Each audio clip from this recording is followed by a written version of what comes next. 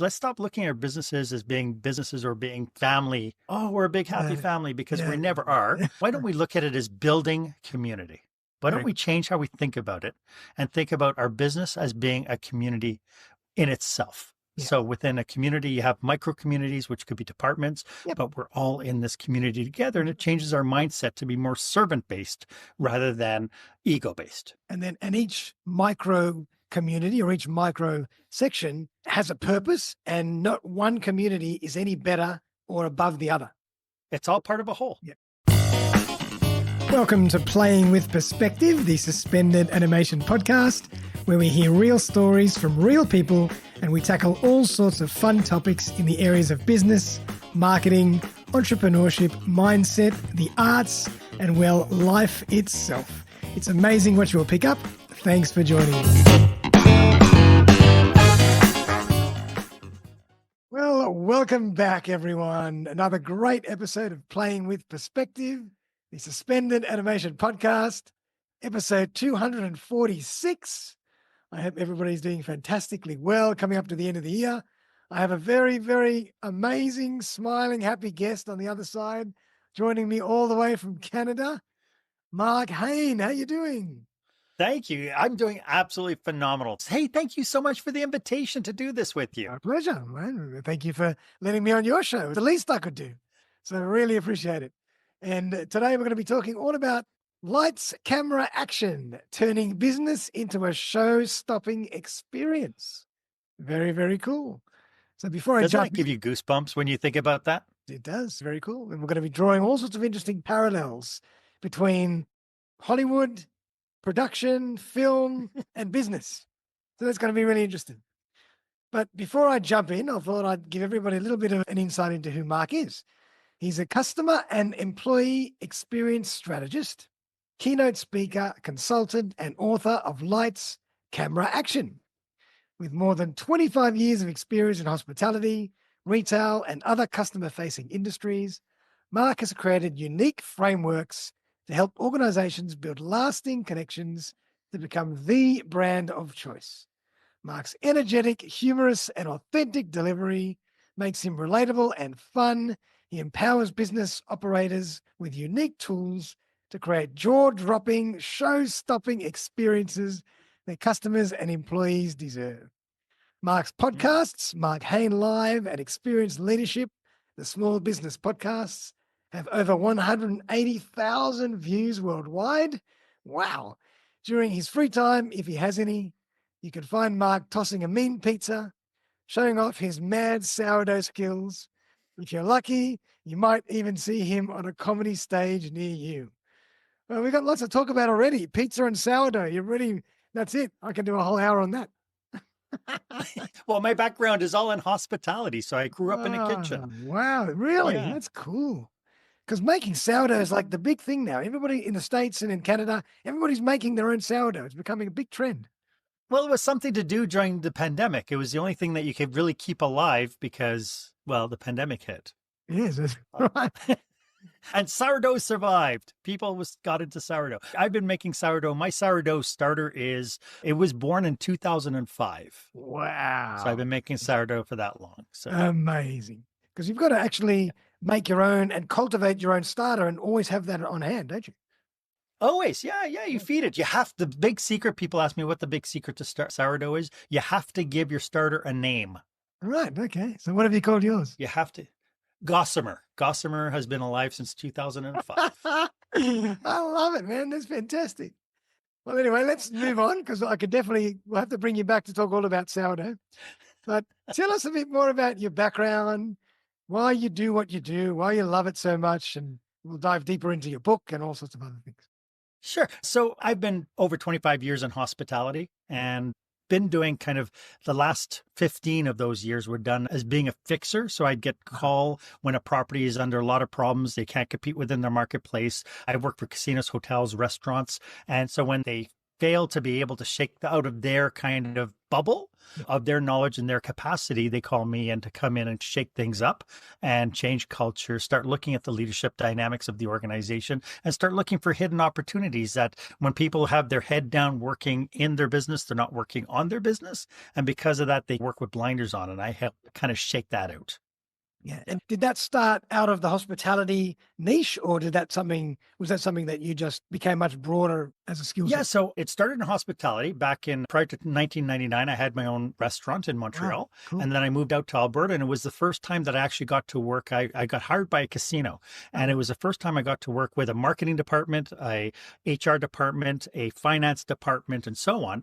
And all of a sudden, I was aware of all this capacity that I didn't have as an entrepreneur. And I just thought, at that time, it's like, my goodness, if I had all this knowledge around me when I was an entrepreneur, I probably would have been a much better entrepreneur because, as an entrepreneur, we only can work within the skill sets that we had experience in, right? Mm-hmm. And so not too many people start up a business with all the capacity that they need in order to run a well-organized business.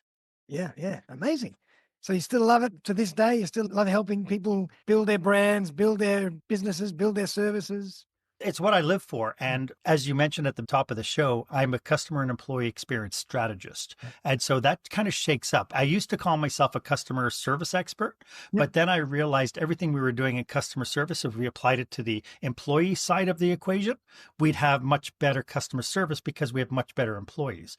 And so I started thinking about this idea of what would happen if we looked at everything about as being an experience. Because I believe whenever we enter in any kind of transaction, it doesn't matter where you go. You and I here today, people tuning in, we all have expectations. We all have a thought in our head of what we can expect out of entering into a transaction or viewing a podcast or doing business with a local shop. We all have an idea of what that looks like. Definitely. And when people meet that expectation, we go, oh, it was okay. When they exceed that expectation, we go, oh my God, that was amazing. Yeah. And then when they let us down, we walk out going, oh, what a shame. Yep. And so this works whether it's a customer or employee. And when you think that right now, 78% of employees are disengaged in the workplace, which is a really scary number. It is very scary. Right? And it's crazy. Yeah. And then 15% are actively disengaged. You have to start asking yourself, why is that? Why are we so disengaged? Why aren't we being able to milk out the best of people's capacity and passions and so on? And part of the reason is we're still in this flux of the industrial age where we give somebody a job description and you say, you know what? We want you to work inside this box we call a job description. Yeah. And we fail to recognize that people have passions that go beyond that. Yeah. And so when I get somebody who comes to me and goes, oh, the young people, they're so lazy, they don't want to work. And so then you actually interview the people and go, what do you like to do when you're not working? Oh, well, I love music. And it's like, really? Yeah, I play guitar. Great. And how many hours a week do you practice? Oh, I must practice 40, 50 hours a week. Wow. And then he comes into work and he's an underachiever. Yep. How is that possible? 100%. It's because we haven't tapped into his passion. Yeah. And what fascinates me is that it's the most logical, obvious place to start. Like when I'm doing anything, I don't have employees. I work with a lot of freelancers and other people that I outsource to. But I try and always do my best to make sure they feel like they're part of my team, really make sure they're part of the fabric, go above and beyond to make sure they're happy and loyal, because that helps me in my business. But people don't think that way. I don't understand why. Yeah, again, I think it's part of the industrial age kind of mindset is I hired you to be a receptionist or I hired you to be a mechanic, right? And so we hire people because we have a need to fulfill those. But then the one aspect that we never really tap into is what is their superpower? Because I truly believe everybody who works with us has a superpower of some sort. Absolutely. And we could leverage that to make our businesses better. Yeah. And even if they don't potentially are going to be using that superpower in your business, I'm sure that you can always find a way to use it. But even if they're not, if you just engage them and make them feel amazing and content and loyal and happy, they're going to do the other thing really, really well anyway. It's just absolutely logical. It's a no-brainer. It's so logical. But for some reason, the world still struggles. And it's fascinating to me. Yep.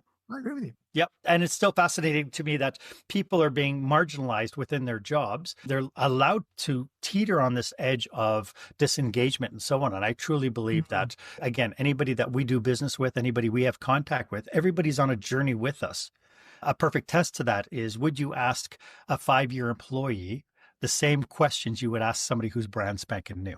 No way. right? So somebody who's on day one of their job, you would treat them completely different than you would somebody Absolutely. who's 5 years in, because Sure. they've evolved. And that proves that people evolve within the business. Yep. But we fail to recognize that as people get into this journey with us, that they're going to hit several milestones, which are hugely predictable. And if we could tap into their needs and the questions that they have at each milestone, we just keep feeding them into this path of engagement that will ultimately lead them to being extremely loyal and extremely committed to us. Yep. So true. It's crazy stuff. But I wanted. Can you tell I'm just a tad bit passionate about this stuff? So am I. I do a lot of work in the recruitment industry as well. So I've been Yeah. recruiting in the IT space for 25 years. And this mirrors all the feedback that I constantly hear when I talk to candidates that are looking for new jobs or whatever. It's the same old story. And it's just, to me, it's a no-brainer when you look at it from the outside in. But sometimes when people are working, they just don't think about this in this way. And that's why they have all this trouble. If you just looked after your people, they wouldn't leave, or they would leave much less frequently. And interesting that you said that, because one of the things I used to say, because I'd been in hospitality for many years, like over close to 3 decades. Yeah. And I used to think to myself, if it wasn't for all the people we had to deal with, hospitality would be a cinch. Yeah, that's right. Exactly. And then I got hired by a municipality as the economic development officer, and I got to work with other businesses that weren't in hospitality. And I realized every one of those businesses had exactly the same issues as we did running hotels, casinos, and restaurants. Yeah. Yeah. Everybody's always getting too caught up with the function and the particular service and the output, but they're forgetting about the people side of things. And the people make everything else. Without the people, nothing happens. Yeah. Until we're taken over by robots. Mic drop. Yep. Until we're taken over by robots or AI or whatever else, we're still going to need our people. Yeah. Yeah. Yeah. Well, and it's interesting because with customer service, if you replaced a human being with a robot, the robot would be much more efficient in giving service. Yes. But it can never, ever replace the human connection of person to person. I agree. Yeah. And so as much as that is a variable that kind of creates inconsistencies in service, having that one-to-one is really the key, the magic of what makes us feel like I like shopping at this place or I don't like shopping at this place. Yep, so true. And that's a really good point, because, the old adage of people buy from people they like. I wonder if one day we're going to say people buy from machines they like or robots they like. From the well-tuned robots. Yeah, because you're right. You can't connect with a robot the same way as you connect with another human. And so that's why we are loyal to a particular brand, service, product, because we like the people. When it's all overrun and everything's run by AI and machines, who knows what's going to happen? Yeah. Yeah. Well, we're going to be craving that human connection even more. I agree with you. Yeah. But I want to talk about your book as well, because it feeds beautifully into this. So there it is there. It does. Lights, Camera, Action by Marc Haine. Nice red cover. And it's all about making this parallel between production, film, live theater, and live theater and business. So talk to us a bit about how that came about. So in 2015, when I was working for the municipality, a coworker came into my office and she goes, "Mark, you act, right?" And I said, "Well, sometimes I act silly, sometimes goofy, but most times just immature." And she goes, "No." She says, "I'm part of this troupe and we're putting on this play and you would be ideal for a character." Oh, wow. And I thought, I have never acted before in my life. I've always secretly wanted to, but my biggest fear is I can't remember what I had for breakfast. How am I going to remember my lines? Yeah, me too. And I decided, okay, I'm going to go ahead and do it. And so I went to the audition. I got the part. Nice. Wow. And it was a comedy. It's a farce. And I have to tell you, we were 4 months in rehearsals. And I could tell you after about 3 months, I don't care how funny the play is, nothing is funny anymore. That's right. Because you said after 3 months of rehearsals. And same thing over. And it's like, and the stress level, and you're thinking to yourself, why are we doing this? Like, really? Do I really need this in my life? But opening night comes. Yeah. I'm standing backstage. I'm the first character and I have my hand on the doorknob. Yeah. The whole house lights go down. The music starts up. The stage gets flooded with light. My cue comes on. I open the door. I step out onto the stage, completely blinded by the lights. Like I can't see anything. And I go through the first couple of lines and then I hear 200 people laughing in the darkness. That was a shot of adrenaline. And right there, it's like, that's why we're doing it. That's exactly. That's the reason we'd spent all that time doing the rehearsal. And I was so blown away by that whole experience. I actually came in 2 hours early, and the next day, 2 hours early before the call time. And I was the first one in the venue, and I went to the light board and I turned on the lights on the stage in the total darkness. And it was the first time I had seen the stage from the perspective of the audience. Yeah. And I was blown away. And I went and I sat up on the couch on the stage. I turned on the house lights and looked at everything we had done. We had coordinated the volunteers. We had brought in people to work the bar. We had coordinated the caterers. We had set up the room. We had built out the stage, built up the stage, and we had done all this rehearsals. And for what? To give people each night for 6 shows an experience. And I sat on that couch and I wondered to myself, what happens if businesses put that much time, attention, and focus into their business as we did to put on 6 shows? Incredible. And that was a catalyst for the book. Incredible. Because when you start putting a new lens on business, a different lens, you realize how ridiculous some of the things we do are.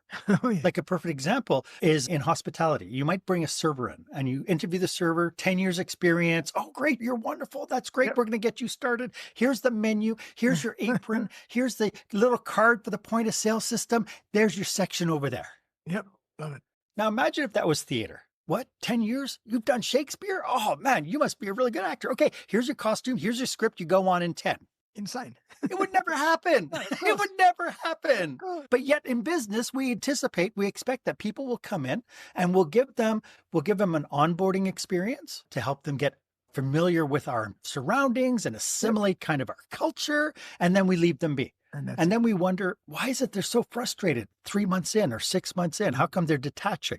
Yep. Right. And so the whole idea behind the book, the whole idea was putting all the business concepts together into under the lens of a theater, just to highlight how silly some of the stuff we do is. And if we could take some of those practices, things around auditions. Well, how do you audition somebody for a business? How do you take somebody? How do you direct? How do you give people notes in theater? How do you give people notes in business? Do you do stand-ups? Do you start every single day with a stand-up meeting where you can bring people in and let them know what's changing on shift today? What's going to be a changing dynamic they're going to have to contend with? What is our goals for today? Yeah. And how do we overcome some of the challenges? And so if we take these practices and implement them, well, I truly believe we would have really rock solid businesses that really do create those jaw-dropping, show-stopping experiences that not only the customers deserve, but the employees deserve. 100%. I love it. You're giving me goosebumps because all the great movies that I've ever watched I love also food and a bit of cooking, and I love watching movies and films and documentaries about food and cooking and restaurants and all that stuff. And you always see the camaraderie within the team of before the show starts, everybody's got their apron, having a nice team building dinner or lunch before the shift. And then the chef stands up and says, all right, this is the menu for today. This is the wine list. This is what I want to be aware of just in case this happens. Make sure, and everybody's working together to perform for that night. And then at the end, everybody sits down and has a glass of wine and winds down. But work is not like that, but it can be. It can absolutely be. Every single day it can be like that. It can be to the point where you even talk about improv principles like yes and in business. Yeah, like if you take on this idea in improv, you say yes and to something. So you treat something that somebody gives you as a gift. That's right. So an idea, a thought, and you build on it. Instead of saying no, but or yes, but, eliminates everything that came before it. 100%. Like if I told you, Darren, this was a really great idea, but I've just canceled the fact that this was a really great idea. You just said, Darren, you're just talking all sorts of rubbish. Now let's do what I want to do. As opposed to, hey, let's explore that. Let's build up on that. Here's the objective. You've just come up with an idea. Let's see what happens if we explore that and see what happens. Yeah. And there are a couple of companies or brands that do this well. Like, I'm not sure if they're perfect, but Apple comes to mind in the way that they build their, McDonald's comes to mind as well. Initially, when they were really building their culture, they trained everybody so well. And it was like a machine. Everything ran so perfectly. And Apple's a bit like that too. So there are certain organizations that have shown that they really have this camaraderie and the systems and the whole down pat. Yeah. Well, taking a step further, we talked earlier about having people work within their ability outside of their job description. When Google had their 20% time, where the employees were allowed to work on a personal project for Google, but they were able to work outside their job description and formulate different things. And this is where Gmail came from. They had all sorts of really good add-ons to the Google brand because of the 20% time. Brilliant. I didn't know that. That's really cool. Yep, Yeah. makes perfect sense. And I'm sure Apple does something a little similar in some way. I think all the good ones do. All the good ones figure out a way. How do I tap into the brilliance that's inside my team? How do we tap into it so that we can become better and we can evolve better? And I think where we are really held back, I think, are the old style kind of management styles where I'm the boss and you're not. So if I want your opinion, I'll tell you what it is kind of mindset. And we're still hearing that there's still tons of toxic workplaces out there where the ego of the leader becomes more important than anything else. And that's a shame. And that's a shame, a real shame. I want to get a bit tactical because I want to really dive into the essence of the book and some of the concepts. So if we kind of split up the employment culture and the employment landscape into parts, why don't we talk about it from a leader's point of view, and then we'll talk about it from an employee's point of view. And let's draw some parallels and dive into some of the concepts from the book that are related to those two areas. So I'll hand it over to you. So the book it's called Lights, Camera, Action because I do believe that there are three integral phases to our evolution. Lights being kind of the foundation of our business. It's the absolute core of why we do what we do. From an employee perspective, it's absolutely essential that when we bring people on, they understand what we're out to achieve. It's not a question of, okay, our job is to serve customers. We actually have to be able to figure out what is that passion point that we can tie into and reflect whether or not we have shared values. So the lights component includes things like being able to understand our mission, vision, our purpose for what we do every single day. As a leader, having that clarity, not just having it on a poster on the back wall, but being able to live and breathe it. And then being able to test against it. So when new ideas come forward, you could turn around and say, okay, so our mission is this and this. How does this adhere to that mission? And if the response is, well, it doesn't, then it's like, okay, well, why do we want to waste our time on that? If you can't prove that it's going to lead us to our overall vision and mission of what we want to achieve, why would we waste our time on doing something like that? And that becomes like a true North Star. The second phase is the camera aspect of it, is what do we do in our design elements to create touch points for our customers that are going to reflect those values? That's going to build on the fact that we have these vision and we have this mission. And what do we do to become camera ready? So what does our branding look like? What does our assets look like around? Does it reflect who we truly are? And this is where brand strategists really play a key role in helping us design how it's going to look. So you get the look and feel for what that means. You mentioned Nike. I think before the show, we were talking about Nike has their own brand and people look at it being, this is an elite brand. But then when they did a commercial where they had an overweight kid who was jogging really slowly and it went, is that off brand? But then when you listen to the message of being able to step up and do something, even though it's hard, it's like, no, that was directly on brand. It's exactly what we want to achieve. We don't have to be the people who run ultra marathons 3 times a year. We don't have to be the star athlete basketball player to be able to wear their shoes. We could be normal people just trying to accomplish something great. Love that. Right. And so that's the camera part of it. And so we could look at our businesses, look at every touch point, everything from your parking lot to your signage to what's the experience walking in the door? How many rings it takes before you say, answer a phone call? How long it takes to turn an email, whatever.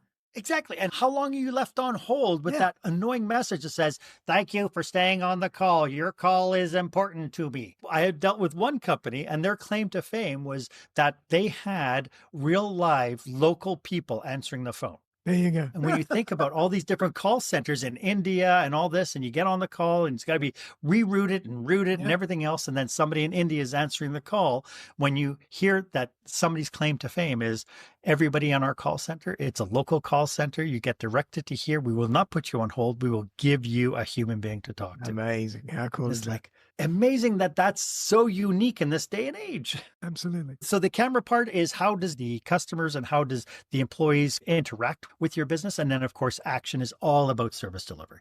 It's all about delivering on your promise day in, day out, putting on that show that when the customer walks out, they have an impression and the impression is not, oh, what a shame. It's, wow, I really like dealing with these people. Exactly. Like they gave me a wow experience. I'm coming back and I'm telling all my friends. Yeah. And what about systems? I'd say that I'd fall into the second camera ready section. Like it's great to be ready from the front end, But if your back end's falling apart, that's not great either. So you've got to make sure that the systems and everything, the processes are in place too.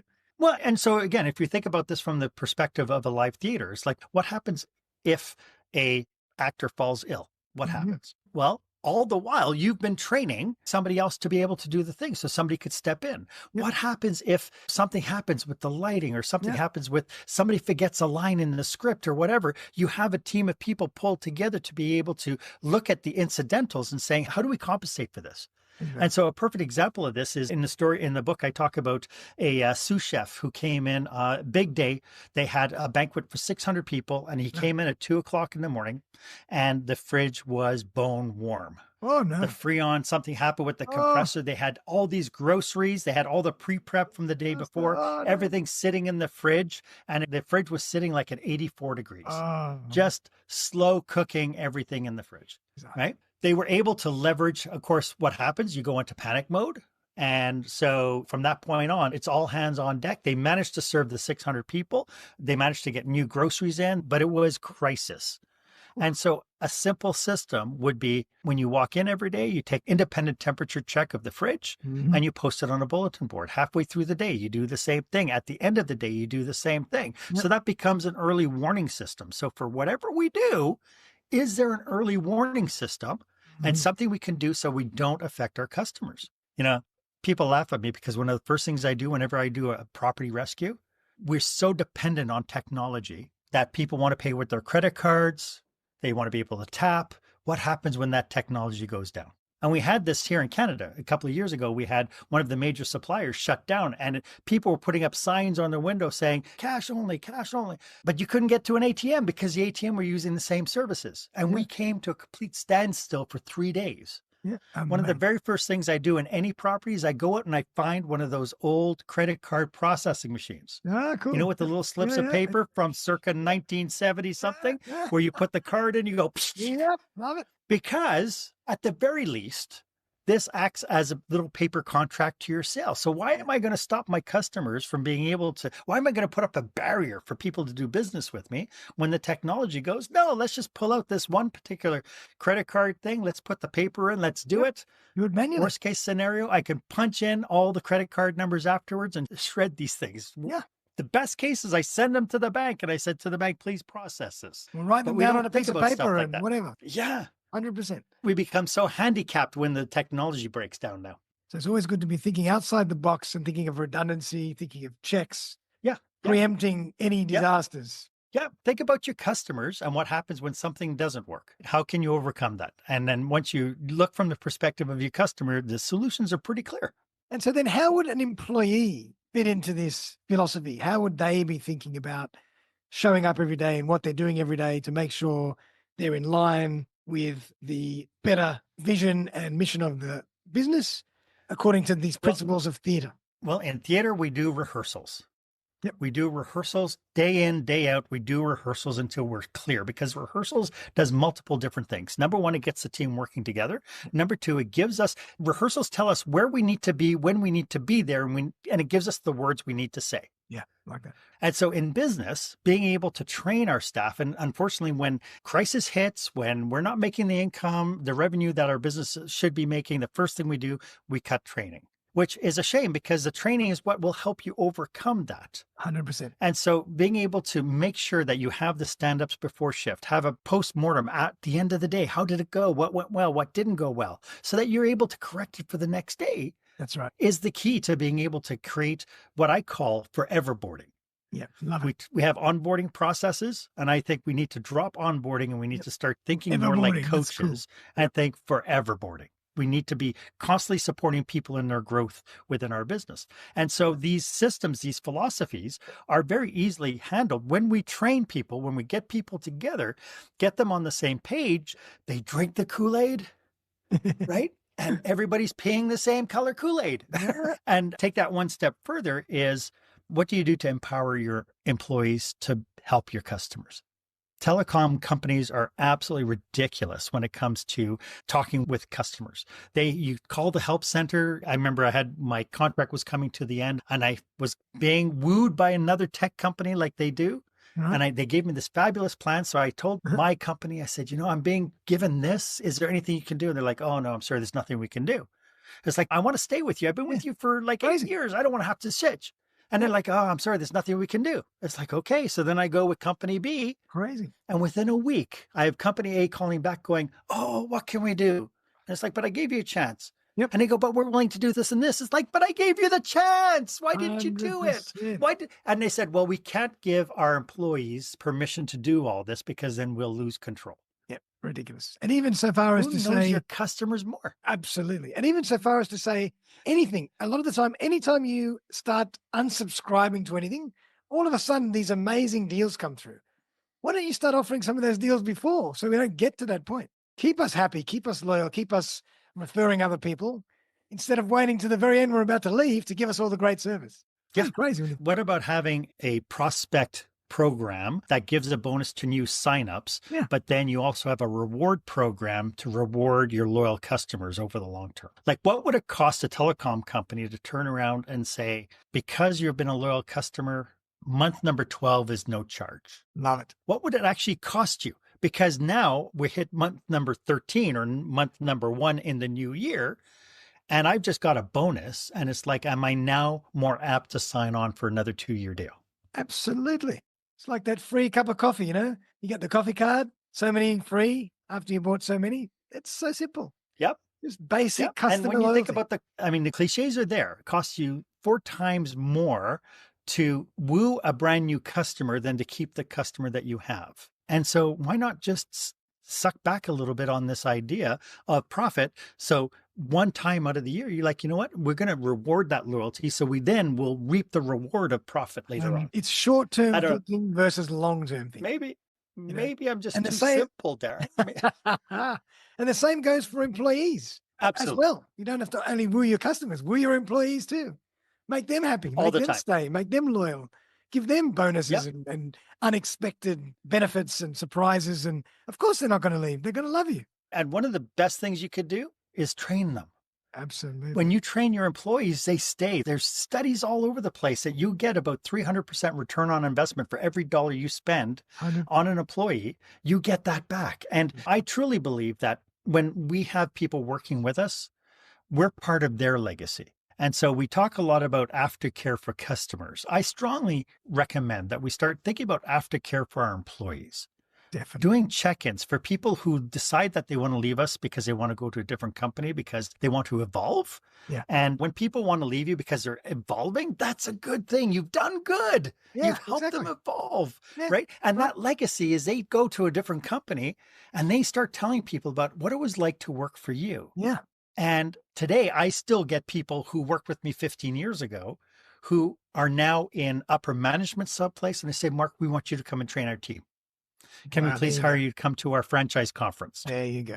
There were people who were servers and dishwashers who are now managers and franchises and all that. And it's like the spinoff is there. The legacy is there. And then again, they'll refer everybody else at a different time in their journey to you to say, you want some good training? You want the best training in the business? Go work for this company because that's where they'll develop you and nourish you. And then opportunities will be there when you finish. That's the way it's got to be. Yep. It's pretty crazy when you think about it. And I love the way you also mentioned everboarding versus onboarding. You can also use a similar play on words with the term building relationships. A lot of people think about building relationships at the beginning, but forget about maintaining them. Yeah, it's not building is finite. It's just the beginning. Yeah. And so how do we nurture those relationships over the long term? 100%. I like when we have two people who have like common belief systems. It makes episodes like this just really rock. Absolutely. Don't get me started. I've been recruiting for so many years and this stuff really gets me passionate because I hear the stories from the other side, from the candidate side all the time. And then there are some clients that I work with, or a lot of clients that I work with that are so good at maintaining that it's a pleasure to work for them because I know that when I put someone and refer someone to that company, they're going to be looked after. Yeah. And that's the case, right? You know that they're going to look after people you're going to give them referrals to. And it's not going to be, oh, I'll give you this company. But you know what? They don't seem to keep their employees more than 3 months. Yeah. It's like, ooh, is that a place you really want to work, even if it is 25 cents more an hour? And further to what you said earlier, like these days, we're all working longer and longer hours. Work is a big part of our life. We talk about work at night. We talk about work on the weekends. We think about work. it's no longer 9 to 5. It's not the industrial age. So you've really got to make sure that you allow people to fuse work and life together by keeping them inspired, keeping them trained, keeping them happy, giving them opportunities, and everybody will be the better for it. Yeah, it's no longer work-life balance. It's No, work-life integration. definitely. And we have to figure that out. Yeah, right. Really good point. So, Mark, tell Yeah. us a bit about your podcasts. Oh, yes. So Marc Haine Live was born out of the March 2020 because I had worked in hospitality and then I worked as an economic development officer for the town for a municipality. I realized that everything that we had seen, what I had seen in hospitality was affecting other industries. And a lot of what happens is we have in our businesses, we have what I like to call incidental leaders or incidental owners. These are people who are really good at what they do and they decide, I'm going to open up my own shop. I'm going to do my own thing. But because of it, they know their specialty. So, for instance, a welder opens up a welding shop. Yeah. What does he know about hiring staff? Yeah, it's the About classic marketing. terminology. The technician becomes the business owner, but stays the technician. That's the Michael Gerber, right? From E-Myth. He talks about the technician. And so majority of leaders in positions right now have never been trained in leadership roles, ever. They were promoted because they were high performers. And then they got promoted with the idea that, hey, you know what, Darren, you're really good at what you do. So why don't I promote you to a manager? You can teach everybody else how to do it. Yeah. And the department will just shine. And so you get promoted, you're not given any skill sets on how to become a leader. What got you into the role is not what's going to keep you in the role. Definitely. And so unfortunately, we have a bunch of people in the workforces now that haven't been trained to be leaders. They have their heads down. They're just getting through everyday crisis. The attrition rate on leaders is very high, that within 6 months to a year, somebody who gets promoted will quit. Because they weren't given the tools to succeed. And so people go on and go, I just don't understand it. I was so good doing that. How come I suck doing this? Yeah, it's a totally Right? different skill set. And absolutely. And so the podcast was born out of this idea that I constantly, even when I was in economic development, going and visiting all these different businesses with all these passionate entrepreneurs, realizing that they lack certain capacities within their businesses. And it's not until they hire a marketing manager or human resource man that they become that big, that they end up getting these tools that they hire onto their businesses. But then there's all that conflict of, well, what do you mean I need to put policies and procedures together? What do you mean that we have workplace rules and regulations or occupational health and safety or whatever? But these people, again, heads down, they're working in the business, not working on their business. And so my podcast is designed really, every episode is about solving one big expensive business problem. Nice. And my hope is somebody tunes into it. They watch an episode, they go, oh, I don't know anything about this. So now I know I don't know anything about this. And now there's somebody I know who can help me with it. And so a perfect example is our podcast that we did together. We talk up to business operators about how they can leverage podcasting to build awareness of their business. How do they talk differently and represent their business differently in their marketplace? Because the welding shop down the street doesn't have a podcast. His competitor doesn't have a podcast. So as a welder, if you decide that you want to start doing video content or podcasting, you're going to start stepping out and people will get to know you based on your capacity of what you bring to the table. And nobody's talking about your competitors. And so that's a perfect episode for any business owner wanting to figure out, how can I stand out in my business? Yeah, great. That's a little micro business course, one episode at a time. Love it. One episode, one big expensive business problem at a time. Love it. That's very cool. And you've got another podcast, I believe, yes? Yeah, so that's the audio version of the same podcast. Oh, okay. So what I do is I repurpose my video podcast. So I go live every Wednesday at noon Mountain Time Nice. with new experts each and every week. And then 6 weeks later, I re-engineer the video podcast into an audio podcast. And we relaunch it as Experience Leadership, the small business podcast. Wow. And now, do you have an audio version of your book? I do. If you go onto Good. Amazon, I'm if you gonna- go I'm gonna onto get it. Audible, Excellent. it's there. And you get to listen to this voice. I've got to listen to that voice. I'm going to, Mark, there he is again. Absolutely. Because I'm not a reader. I'm a terrible reader, but I can swallow up a book if it's audio version in a day. I love it. Yeah. And if you put it on double speed, I sound like Alvin the Chipmunk. It's funny that a lot of people I talk to say they listen to a lot of books on double speed now. So you nuts. I actually make them slower because everything's too fast and I want to just take it all in. I slow down to 0.75 or 0.8. People say I'm listening to it on There you double go. speed. I'm saying, my God, I'm going to get indigestion. My God, today's speed. Oh, Well, and the interesting thing, one of the things I really wanted to make this a tool for business. And so there's worksheets after every chapter. And so I've been working with some grocery store chains and so on that they actually assign this to their leaders and they go through one chapter a week that they read through it, they do the worksheet at the end, and then they meet at the end of the week and they compare notes about how they can take the lessons and apply it to their business. amazing. And I've talked to one lady, Kim, who works here locally here at Safeway, and she says it's just been a game changer because she's got intergenerational team members, and going through this exercise with this shared experience now has broken down those barriers and getting people now to communicate at a similar level, all focused towards a group outcome rather than everybody's working on their own agenda. Yeah. It's the most basic concept that we're a team and we're all trying to achieve the same goal by a certain time and we'll work together to get it done. And then we feel good about it. So simple. Yeah, but we have to have a medium that gets rid of the ego. Right? Because that's the biggest even issue. within teams, you still have egos, right? If you can find a medium to be able to do that, and I have all sorts of tools that I use to make that happen, but a shared experience is one of those things. You mentioned it earlier about when you watch TV shows about kitchens and how kitchens operate. Yeah. They have this shared experience of having family meal where they talk about stuff, they taste specials and stuff, and they have that shared experience. And then they go ahead and they do their day and then they have a shared experience at the end of the day. Gotcha. So that's one way to put everybody on the same playing field and eliminate or remove ego, dampen down the ego a little. Yeah, it's great because everybody's they'll naturally start thinking and acting in terms of the greater good instead of themselves because of those continued shared experiences and the relationships they're building and the energy that is being created. So yeah, very cool. To that point, one of the things I just did a session for a group and I asked them how many of them liked working at that place because we're like a big happy family and a whole bunch of hands went up. Yeah. And I said, I can't stand that because families are dysfunctional. Why can't we look at our businesses? Let's stop looking at our businesses as being businesses or being family. Oh, we're a big happy family because we never are. Why don't we look at it as building community? Why don't we change how we think about it and think about our business as being a community in itself? Yeah. So within a community, you have micro communities, which could be departments, but we're all in this community together. And it changes our mindset to be more servant-based rather than ego-based. And each micro community or each micro section has a purpose and not one community is any better or above the other.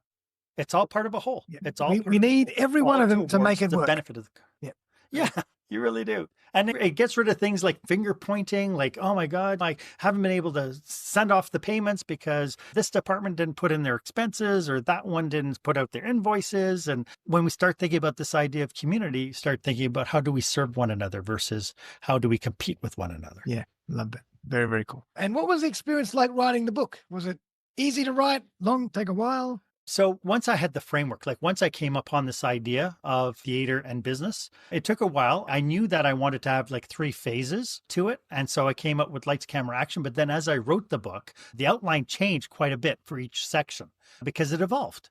And so it took about 2 years to write the book, all told, which wasn't bad. It probably took about 9 months of actual writing. And then the rest of it was editing and trying to figure out all the rest of it and finding the loopholes and testing premonitions and such. And chapter 18 was one that I actually turned into a full-fledged program. This idea of journey mapping for employees, for our stakeholders as a whole. So employees or customers, understanding that these people are on a journey with us and that we have milestones. And because of that, I created a whole system around that because it's a rather unique way of being able to look at it. And I know that whenever I've delivered this as a keynote, people come to me afterwards and go, you know what? I could put names to each one of those phases and including the pit of the tainted, which is the disengaged people. And now you've given me a way of being able to understand how I can pull people out of that. Beautiful. And so it's just been super valuable. Beautiful. And I love the whole analogy of that whole concept of thinking about your work and your business as a community in theater. We're all working together. It's such a cool concept. Brilliant. Well done. It is. Yeah. Thank you. Thank you very much. Well done. I appreciate you. I'm going to grab a copy today. Don't you worry. Audiobook version, 1 tick. You'll get an email.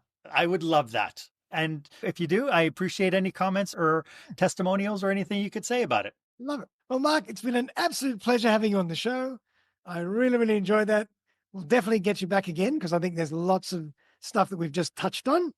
And I'd like to kind of do a bit of a masterclass on some aspects of that. So if the audience is I would interested, love to. please write in and tell us what you would like us to expand on maybe for a next episode, because Marc's got a wealth of knowledge and experience to draw from, and it'll be a fascinating discussion.